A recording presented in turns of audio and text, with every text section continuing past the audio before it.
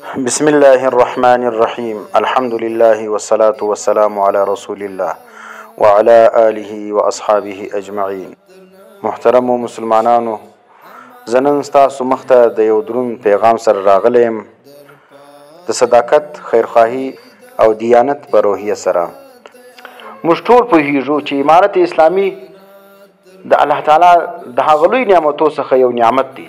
د هغه نظام دی چې د علماو، شهیدانو، طالبانو، مجاهدینو او مخلصو مسلمانانو د وینو، دعاو، قربانیو حاصل دی.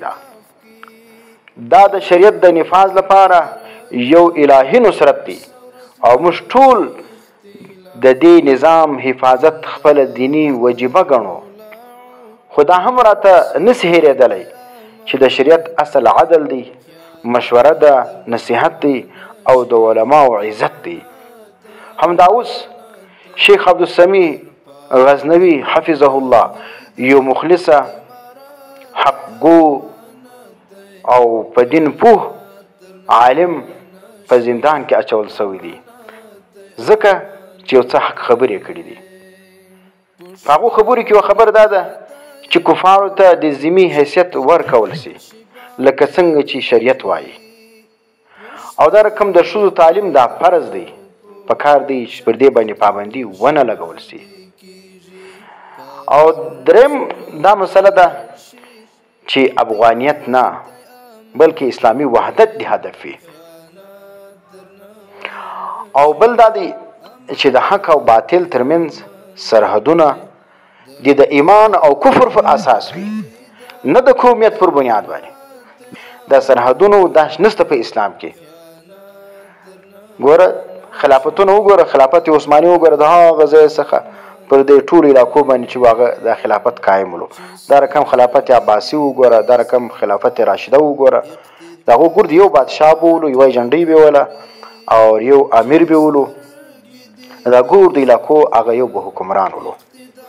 نو هلته چې کومې دغه قومونه نه چلیږي چې اسلامي نظام رالی، په کار دی بیا پاټیانې وو او دغه قومیت وو، دغه ملک پرستی وو، دا شام پکې ختم سي.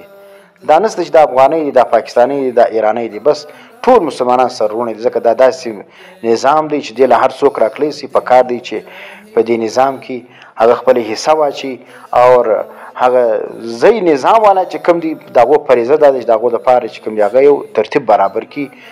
که چیرې دا رقم نظام قایم سي چې بس دا افغانۍ دی، دې ته به دلته د اوسېدو اجازه وي، دا پاکستاني دی اجازه نشته، دا ایرانی دی اجازه نشته، د قومیت او د ملکیت پر بنیاد باندې سي، نو دا خو کمزورې خبره ده.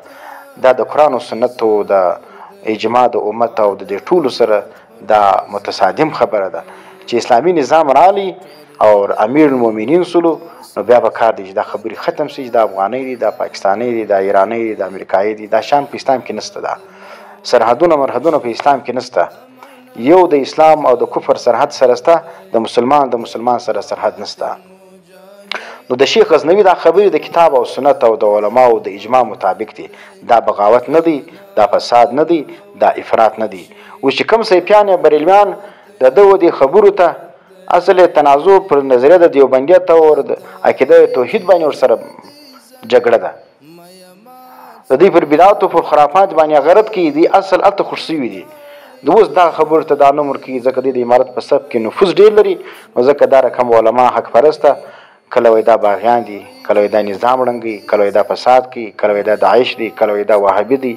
دا فتواوې چې کوم دي په کار د امارت مشران د خپله صفه څخه دغه صیفیانو، بریلویانو، دا ګمراهان دا لیرې کړي. دا اوس د امارت په صف کې نفوذ ډېر کړی دي. نو دغه شیطانتونه چې کوم دي دا دغه کسان کوي، د حق پرستو علما هغه بدنامه کوي. نو دا رقم که ته پر هر چا باندې داعش او د وهابیانو فتوا لګوي، دا به انشاءالله یو څو کاله بعد به بیخي ډېر سي، دا بیا به ته یې کړ پاتې سي. نو ځکه دا خبرې چې کوم دا ډېرې کمزوري خبرې دي. داعش او وهابیانو دا حق پرست علماو ته په دا رقم شیانو باندې بدنامه کول دا صحیح خبره نه ده. تاسو تاریخ وګورئ، شاه اسماعیل شهید رحمت الله علیه، سید احمد شهید رحمت الله علیه چې کوم تحریک د خلافت په مخ راخستی ولو، هغه دا خبر خراب کړي. دا وهابي دي، د وهابیت فتوا ور باندې ولګولو، بیا شهیدان کړل. زموږ اکابر علماء دیوبند چې په هندوستان کې د انګریز خلاف جهاد کوي دغه بریلویان ظالمان ولاړ سلو، د وهابیت فتوا ور باندې ولګوله. نو ګوره دا چې دي دا ظالمان خلک نن په امارت ننوتلي دي. د امارت د مشرانو څخه زموږ دا خواست دی دا د وهابیت تورې ډېر وایي دا دی بدعتي دي دا د بریلویان دي دا سیفیان دي د دې څه ځان ګوري. به د وهابیت تورې چې وایي د خوارجو تورې چې تر خوله راوتي د داعش تورې چې راوتي نو دا چې کوم دا چې دا بریلویان دي. په کار دی د دې خلکو سره امارت چې کوم دی هغه زیرک واوسېږي. حضرت ابوبکر صدیق رضی الله تعالی عنه چې څو خلیفه سو او فرمایل به الضعیف فیکم قوی عندي حتی آخذ له حقه. ګوره مسلمان د امیر یو صفت دا دی چې هغه خپل ځان کمزوري ګڼي اور فرمای الضعیف فیکم قوی پتی کې چې کمزوري سړی دی هغه نن کوي دی زما په نیز باندې دا هغه سره به زه درېږم اور حق به د دغه ظالم سره اخمه او پتی کې چې څومره زورور دی چې څومره سر اسمان ته رسیږي هغه شي دی والقوی فیکم ضعیف او زورور پتی کې نن کمزوري دی حتی اخذ الحق منه تر دې پورې زه به دغه مظلوم حق د ساقم. نو ګوره حکمران به د حق سره دریږي د مظلوم سره به دریږي. دا رقم حضرت عمر فاروق رضی الله عنه هغه خپل عوامو ته فرمایي لا خیر فیکم ان لم تقولوها. خولې به نه بندوئ په ما کې کمزوري راکړله زما په دې والیانو کې کمزوري راکړله خوله به نه بندوئ شکایت به کوئ نصیحت به کوئ خیرخواهي به کوئ. لا خیر فیکم ان لم تقولوها هېڅ خیر نه څه پتی کې که چیرې تاسو خولې بندې کړې. نو ګوره دا د حضرت عمر رضی الله عنه چې خلیفه راشد دی هغه هم دا فرمایي چې ګوره په موږ کې که کمزوري وله داسې یو شی راکړي نو تاسو موږ ته څه کوئ تنبیه به راکوئ نصیحت به راته کوئ. لا خیر فیکم ان لم تقولوها ولا خیر فینا ان لم نسمعها. او په موږ کې هېڅ خیر نشته که موږ یو خبرو ته غوږ نه ونی. نو کوم حکمران چې د حق پرستو د علماو خبرو ته غوږ نه نیسي حضرت عمر فرمایي چې بیا نو په موږ کې بیا چیز نشته خیر نشته. نو په دا رقم حکمرانو کې بیا خیر نشته چې د حق خبر اوري نه. او نبی اسلام فرمایي افضل الجهاد کلمه عدل عند سلطان جائر. افضل جهاد چې کوم دی هغه د حق کلمه ده د یو ظالم بادشاه مخ ته. نو خو شکر دی امارت قایم دی امیر المؤمنین دی اسلامي نظام دی مجاهدین دی هغه به څه رقم دا رقم کار کوي چې یو عالم د حق پرستی پر بنیاد باندې د حق ګویي پر بنیاد باندې هغه څه به کوي قیدي او بیا د شیطانان د بدعتیان په صف ننوتلي دي هغه بیا د وهابیتو د باغیتو د خوارجو فتوا ور باندې لګي. نو دا رقم چې کوم د بیخي ډېرېږي د خوارجو د داعش به بیخي ډېر کوي تاسو. نو محترم علماو مشرانو او د امارت مسؤلینو زموږ غوښتنه دا ده چې اختلاف دا جوړ نسی بلکې موږ دا وایو چې شیخ عبدالسمیع غزنوي حفظه الله یو حق گو عالم دی باید دی آزاد کړل سي دی خوشي کړل سي. د علماو نصیحت دا دی بغاوت نه ګڼل کیږي. خالی شیخ عبدالسمیع نه سبب یو بل عالم هغه به یو اعتراض کی په امارت کې به کمزوري وي.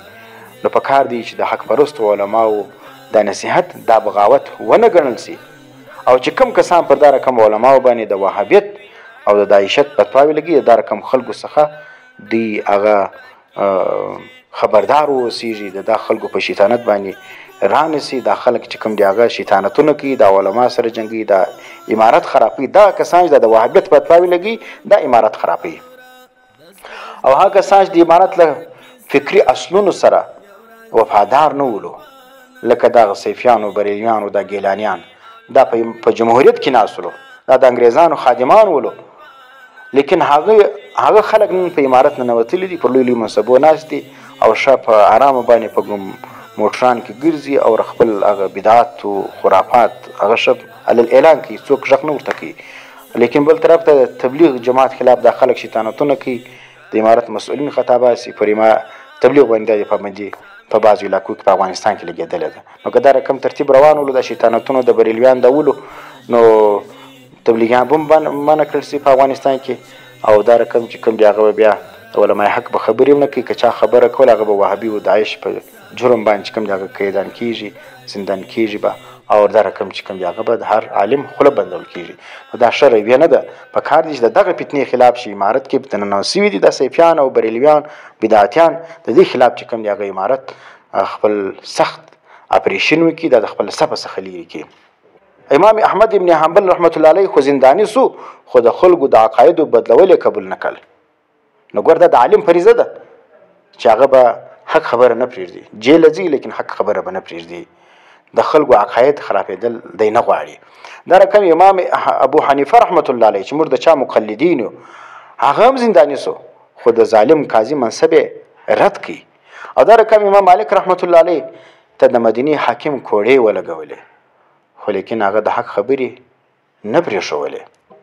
نن که یو عالم د قرآن او سنت له مخه حق خبرې کوي باید هغه درناوی وسي، دا نه چې هغه بندي سي او دغه خوله بنده کړل سي. اللهم احفظ امارتنا ووفق قادتنا للحق وخلص علماءنا من الظلم واجعلهم منار الهدى وسدا في وجه الفتنة. والسلام عليكم ورحمة الله وبركاته.